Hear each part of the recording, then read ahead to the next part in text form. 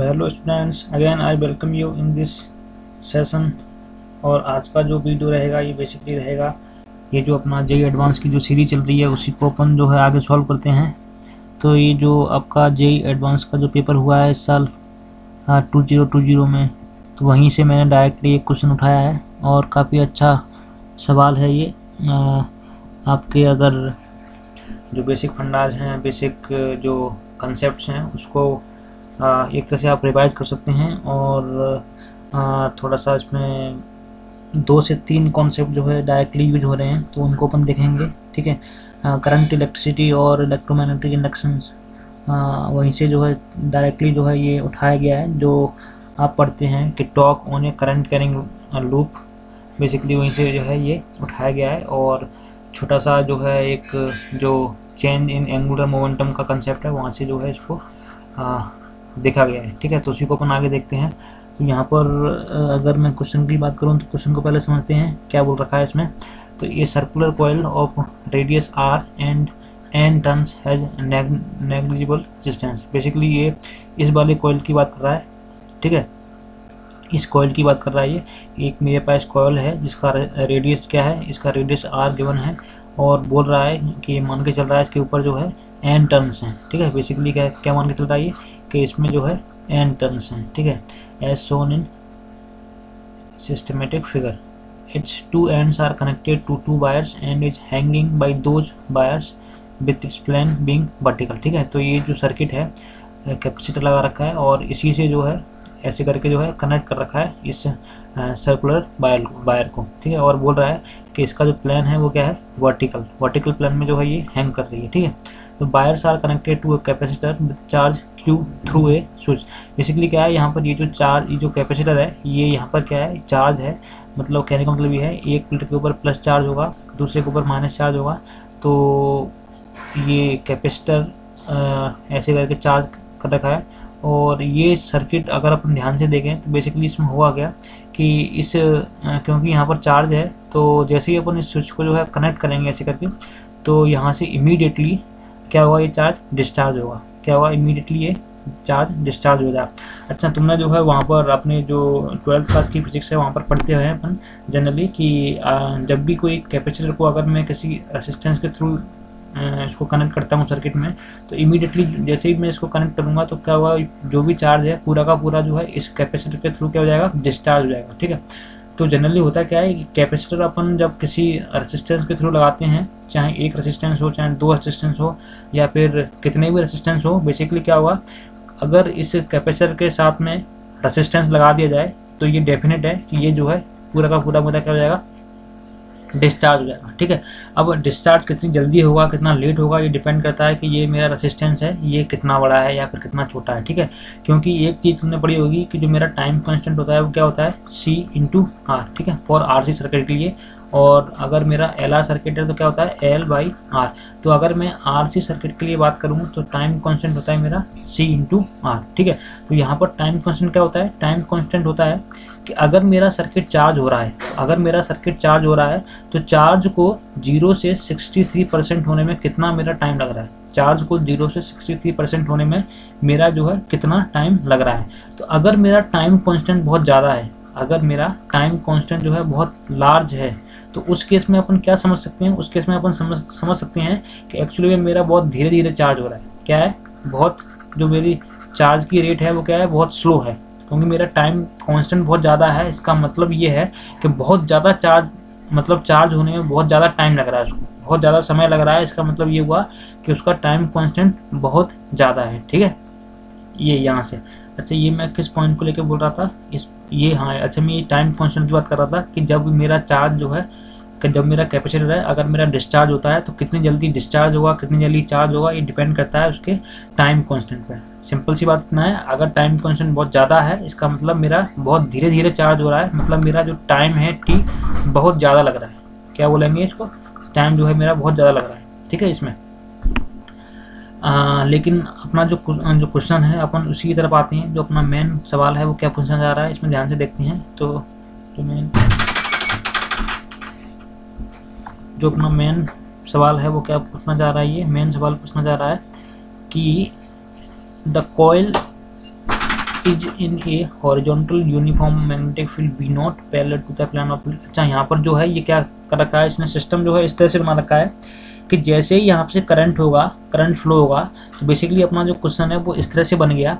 अगर मैं तुम्हें थोड़ा सा रिवाइज कराऊँ, तुमने एक जो है कंसेप्ट पढ़ा होगा कि अगर मेरी एक करंट कैरिंग लूप है, अगर मेरी एक करंट कैरिंग लूप है, अगर उसको मैं किसी मैग्नेटिक फील्ड में रख देता हूँ तो उसके ऊपर क्या लगता है, एक टॉर्क लगता है ना। और टॉर्क की जो वैल्यू होती है वो क्या होती है, tau equals to M cross B, है ना। तो उसी कंसेप्ट को यहाँ पर यूज किया गया है। बेसिकली क्या किया है, ये जो करंट है, करंट के में इस जो कॉइल है, कॉइल में करंट में कहाँ से लेके आ रहा हूँ, ऊपर वाले सर्किट से, है ना। ऊपर वाले सर्किट का यहाँ पर क्या यूज है, ऊपर वाले सर्किट में जो करंट फ्लो होगा उसी करंट को डायरेक्टली मैंने जो है इस वाली लूप में डाल दिया है। तो बेसिकली मेरा जो सवाल बन गया, वो जो मेरा प्रश्न है, जो मेरा क्वेश्चन है, वो इस तरह से बन गया है कि अब एक लूप है मेरी, उस लूप को जो है मैंने मैग्नेटिक फील्ड में रख दिया है।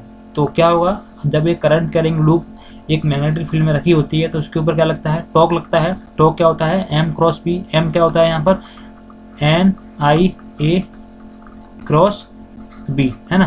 तो ये आ गया मेरा torque, net torque on this coil, ठीक है। अब यहाँ पर प्रश्न उठता है कि एन क्या है, तो एन है मेरा नंबर ऑफ टर्न्स दे रखा है क्वेश्चन में। आई मुझे देखना है, ए क्या है, ए आएगा मेरा इस कॉइल का एरिया। तो ए डायरेक्टली अपन बोलेंगे पाई आर स्क्वायर, ई को अपन डायरेक्टली बोल देंगे पाई आर स्क्वायर, ठीक है।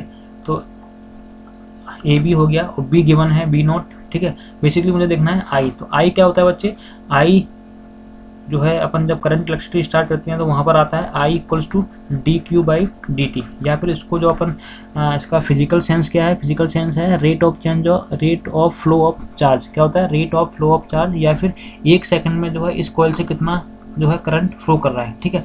या फिर अपन इसको समझना चाहें तो जितना करंट जो है मेरे ऊपर वाले सर्किट में फ्लो कर रहा होगा, जितना करंट, अगर मान लो सिंपल सा मेरा पास सर्किट इतना है, अगर मैं इसी को जो है थोड़ा सा बनाऊं ऊपर, अगर मेरे पास सिंपल सा सर्किट इतना है कि एक जो है मेरे पास कैपेसिटर है और इसको जो है मैंने डिस्चार्ज कर दिया ऐसे करके, तो बेसिक अगर मैं इस सिचुएशन को देखूं तो ऐसा पॉसिबल ही नहीं है कि एक कैपेसिटर को तुम जो है विदाउट एनी रेजिस्टेंस जो है डिस्चार्ज करवा रहे हो, ठीक है। जैसे ही तुम यहाँ से इस स्विच को ऑन करोगे, इमीडिएटली यहाँ पर क्या होगा, स्पार्क होगा, यहाँ पर क्या होगा, एक बर्स्ट होगा, मतलब थोड़ा सा स्पार्क होगा। क्यों, क्योंकि ये सिचुएशन हाइपोथेटिकल है, मतलब ऐसा रियल लाइफ में जनरली क्या होता है, अपन जब भी किसी कैपेसिटर को डिस्चार्ज करवाते हैं तो वहाँ पर एक इंश्योर करते हैं कि वहाँ पर कोई ना कोई रेजिस्टेंस लगाओ, तो क्या होगा, पूरा का पूरा चार्ज जो है रेजिस्टेंस के थ्रू जो है डिस्चार्ज हो जाएगा। बेसिकली होता क्या है, जितनी एनर्जी यहाँ पर स्टोर है पूरी की पूरी एनर्जी जो है इस रेजिस्टेंस के थ्रू क्या हो जाएगी, डिसिपेट हो जाएगी। लेकिन अगर मान लो रेजिस्टेंस है ही नहीं ऐसे करके, तो जो एनर्जी है वो किसके थ्रू डिसिपेट होगी, अल्टीमेटली फिर क्या होगा, ये जो वायर हैं इनका जो रेजिस्टेंस है उनके थ्रू जो है इसको डिसिपेट होना पड़ेगा। तो बहुत कम टाइम में जो है एनर्जी जो है डिसिपेट होगी, तो इसलिए यहाँ पर क्या होगा, स्पार्क उठेगा। तो इसलिए जनरली ऐसी कंडीशन तो मैं देखने को नहीं मिलती है कि जहाँ पर केवल कैपेसिटर हो और आर हो ही नहीं। लेकिन यहाँ पर जो उसने ले रखा है, यहाँ पर जो उसने ले रखा है तो कोई नहीं, इसमें बोल रखा है कि जो वायर है उसका नेग्लिजिबल रेजिस्टेंस है। तो बेसिकली अपन को करना क्या है, अपन को करंट फ्लो करवाना है इस कैपेसिटर के थ्रू, अपन को क्या करना है, करंट फ्लो करवाना है। तो करंट फ्लो करवा देंगे, है ना, रेजिस्टेंस हो या नहीं हो उससे अपन को क्या करना है, आई इक्वल्स टू क्या होता है, आई हो जाएगा क्यू बाई टी। मान लेते हैं टी टाइम में जो है पूरा डिस्चार्ज हो गया है, तो आई इक्वल्स टू क्या हो गया, क्यू बाई टी। तो ऊपर वाले सर्किट का क्या काम था, ऊपर वाले सर्किट का काम इतना था कि आई जो है निकल के आ जाए, तो आई आ गया मेरा क्यू बाई टी। तो अब जो है मैं टॉर्क निकाल दूंगा, टॉर्क इक्वल्स टू क्या हो गया। अच्छा, ये जो आई कैसे आया, सिंपल था कि अगर क्यू चार्ज है इसको डिसिपेट होना है पूरी तरह से, तो टी टाइम में मान के चल रहे हैं कि पूरा डिसिपेट हो गया।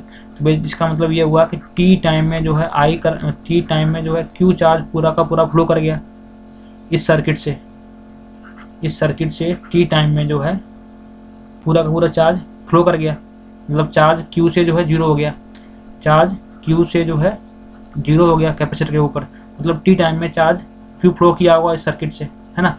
तो टी टाइम में क्यू चार्ज फ्लो किया है, तो एक सेकंड में कितना चार्ज फ्लो किया हुआ, क्यू बाई टी।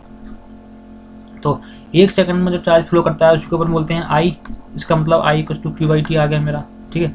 आई आ गया, इसी आई को जो है मैं यूज करूँगा किसमें, टॉक में। तो टॉक क्यों आ गया मेरा, ये आ गया मेरा टॉक, टॉक आ गया मेरा एन, आई की वैल्यू कितनी है, क्यू बाई टी इंटू ये कितना है मेरा pi R square into magnetic field B no, ये आ गया मेरा टॉक। ठीक है, अब टी यहाँ पर अननोन है, तो अभी देखते हैं पूछ क्या रहा है क्वेश्चन में।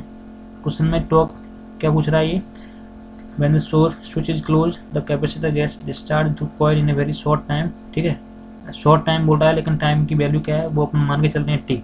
Bye the time capacitor is discharge फ्लूई magnitude of angular momentum gained by the coil. ठीक है, अब यहाँ पर बोल रहा है कि magnitude of angular momentum gain मतलब डेल्टा एल। ठीक है, तो अब डेल्टा एल कैसे निकालेंगे, इसके लिए भी थोड़ा सा एक, अगर मैं तुम्हें थोड़ा सा पीछे ले जाऊँ, अगर रिलेट करूँ, तो जब अपन लीनियर मोशन पढ़ते हैं तो वहाँ पर क्या पढ़ते हैं, वहाँ पर पढ़ते हैं अपन F equals to D P by D T, है ना, F equals to D P by D T. अगर इसी चीज़ से अपन थोड़ा एनालॉजी जो है लगाएं यहाँ पर एंगुलर मोशन में, तो वहाँ पर क्या होता है, एफ की जगह आता है मेरा tau, tau equals to D, क्या आएगा, tau equals to P angular, P होता है मेरा लीनियर मोमेंटम, तो लीनियर मोमेंटम जो है यहाँ पर क्या आएगा, angular momentum, that means tau equals to D L by D T. मुझे अगर डी एल निकालना है तो डी एल को मैं क्या करूँगा, डी एल को लिखूँगा टॉ इंटू टी टी, है ना। तो अगर मैं इसी को डी एल मतलब small change in magnitude, small change in magnitude of angular momentum, अगर मैं डेल्टा एल बोलना चाहूँ तो डेल्टा एल कितना आ गया, tau into delta T. Delta L क्या आ गया मेरा, टॉ इंटू डेल्टा टी, और डेल्टा टी मैंने मान के चला है ऊपर क्या, डेल्टा टी को मैं क्या लेके चल रहा हूँ, टी यहाँ पर, क्योंकि मैंने टी टाइम में मान के चल रहा हूँ कि डिस्चार्ज हो गया है, तो डेल्टा टी की वैल्यू मेरी टी आ गई। इसका मतलब ये हुआ चेंज इन एंगुलर मोमेंटम क्या आएगा मेरा, टॉ इंटू टी। ठीक है, तो अब यहाँ पर डायरेक्टली जो है टी से टी कैंसिल हो जाएगा, कैसे, delta L equals to tau into delta T. Tau कितना है मेरा, ये पूरा N into Q by T into pi R square into B naught into T. तो टी से टी यहाँ पर कैंसिल हो गया, डेल्टा एल मेरा आ गया एन इंटू क्यू, ये क्या हो गया पेन में,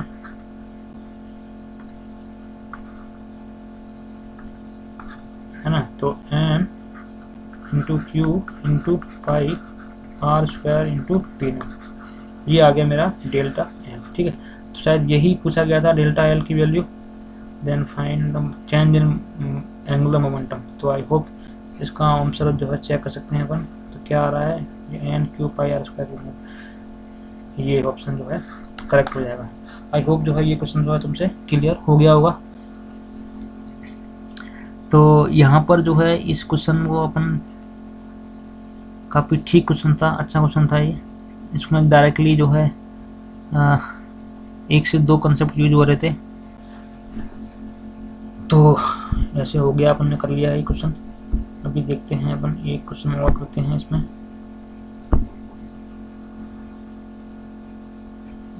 अपन एक क्वेश्चन और देखते हैं इसमें। ठीक है बच्चे, देखते हैं नेक्स्ट क्वेश्चन क्या है। अच्छा, इसी में एक क्वेश्चन और मैं ऐड करना चाहूँ तो तुम्हें, अगर मैं इसी में जो है एक क्वेश्चन और ऐड करना चाहूँ कि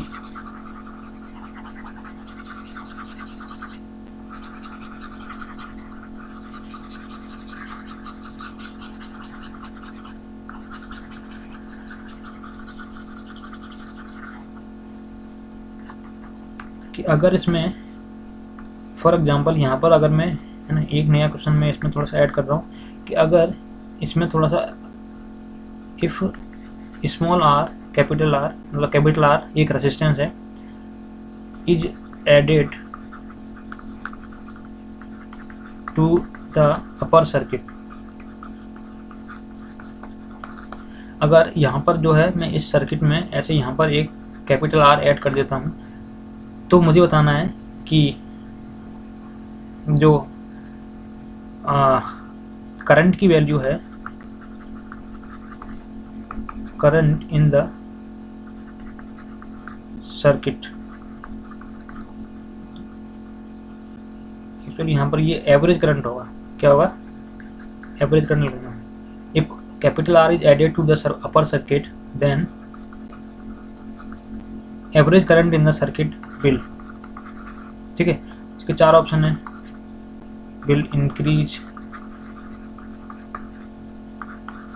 डिक्रीज, है ना। सी ऑप्शन है कांस्टेंट, और डी क्या है, कांट से। ये क्वेश्चन है कि अगर कैपिटल आर ऐड कर दिया जाए तो मुझे बताना है कि क्या जो है इसमें ऑप्शन हो सकता है कि इसमें जो एवरेज करंट है इस सर्किट में, एवरेज जो करंट फ्लो आएगा आई, उसकी वैल्यू जो है क्या होगी, इंक्रीज होगी, डिक्रीज होगी, क्या होगा, ये अपन को जो है डिसाइड करना है, ठीक है।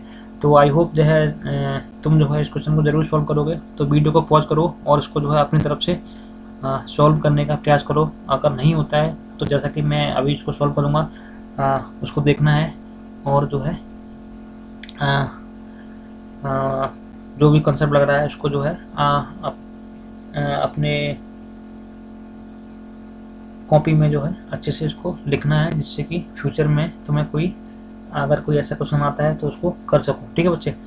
तो इसमें बेसिकली हुआ क्या, यहाँ पर अगर देखा जाए तो अगर मैं यहाँ पर कैपिटल आर ऐड कर देता हूँ, कैपिटल आर ऐड कर देता हूँ, तो बेसिकली अगर करंट की बात करूँ इस सर्किट में, है ना, करंट की बात करूँ तो आई क्या होता है मेरा, आई होता है मेरा D Q by D T, I क्या होता है मेरा D Q by D T.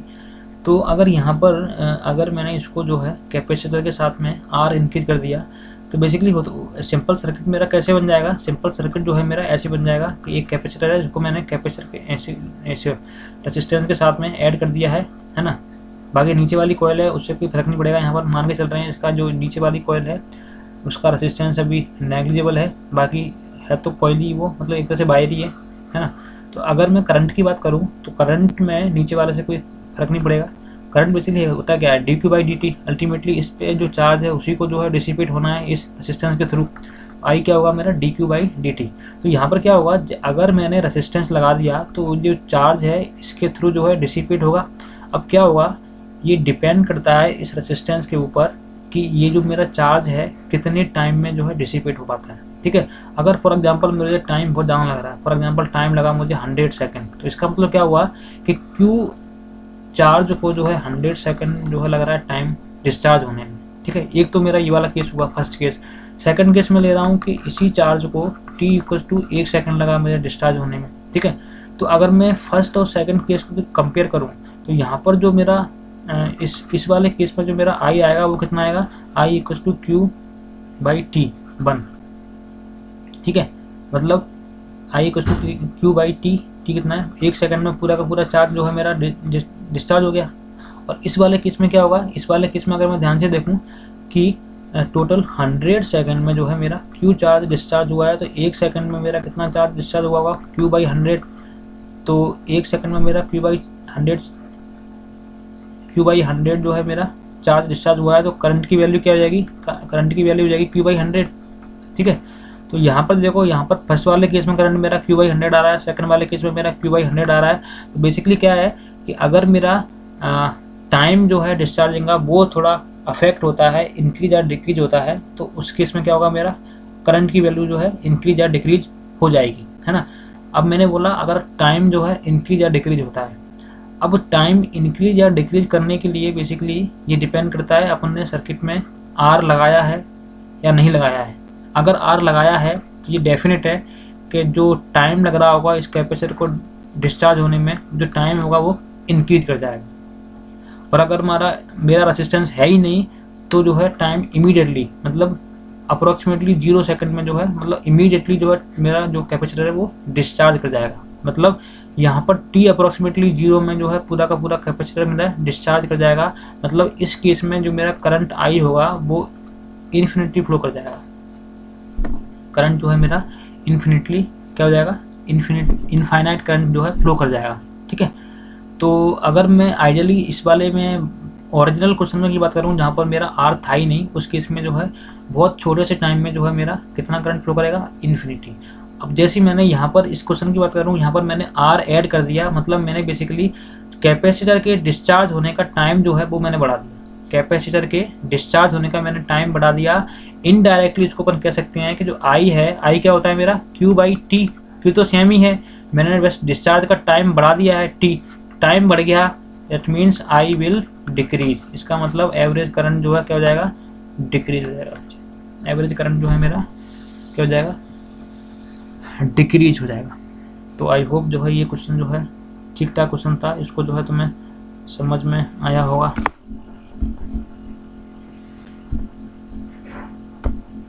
So that's all for today, इसको अभी अपन यहीं पर रुकते हैं, मिलेंगे तुमसे नेक्स्ट वीडियो में। जब तक if you really like this please subscribe the channel and share it with your friends. I will meet you in the next video. That's all for today. Thank you class.